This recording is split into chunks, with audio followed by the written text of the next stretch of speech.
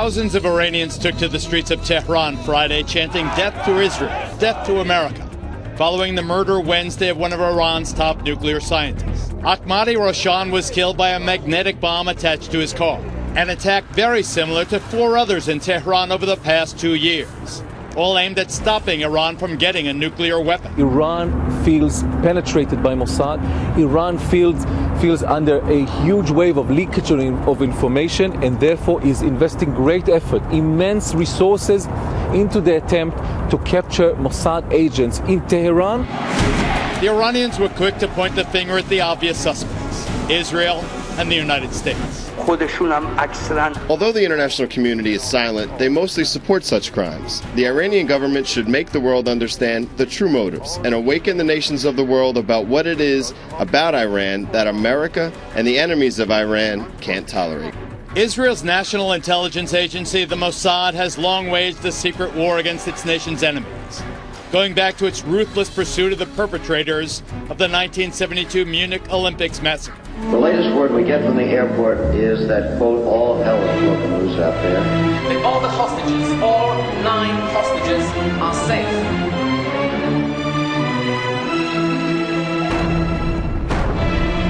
For most of the last 40 years, I have reported how Israel has used deadly force to prevent its enemies, including Syria and Iraq, from obtaining nuclear technology. Item, France, 1975. Hussein tours French nuclear facilities with then Prime Minister Jacques Chirac. France later sells 2 so-called research reactors to the butcher of Baghdad. The rest of the world stands silent. Israel, with ruthless efficiency, immediately begins fighting back. Item, Toulon, France, April 1979. The heart of one of the reactors is sabotaged in this warehouse by Israeli secret agents. Item, Paris, June 1980. This Egyptian physicist, hired to coordinate Iraq's nuclear effort, is found bludgeoned to death in this hotel. The Mossad is suspected. In 1981, Israel ended Saddam Hussein's pursuit of a nuclear weapon, destroying Iraq's reactor in a massive air raid. Just as Israel did in Syria a quarter of a century later, turning its secret reactor into so much dust in the desert. But Iran is a tougher nut to crack. And to do it, the secret war went high-tech in 2011, when the Stuxnet computer virus was created to crash Iran's reactors. It was very sneaky, very smart. The virus made the Iranian centrifuges, designed to enrich uranium, spin so fast they self-destructed.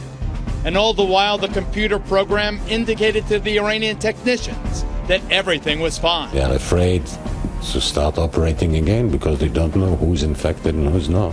Stung by secret economic sanctions, frustrated and frightened by its inability to stop the secret attacks, Iran now threatens to close the strategic Strait of Hormuz, a move some say would be an act of war. We cannot tolerate Iran blocking the Straits of Hormuz. And that's a red line. If Iran refuses to abandon its nuclear ambitions, isn't an attack by Israel inevitable? Those efforts will not stop the Iranians from achieving the bomb. And at the end, a military attack will have to be taken. Israel will exert its legitimate right for self-defense. Many Americans, including President Obama's former national security advisor, agree. He who turns the other cheek gets hit with the other fist. I'm tired of turning the other cheek where Iran's concerned.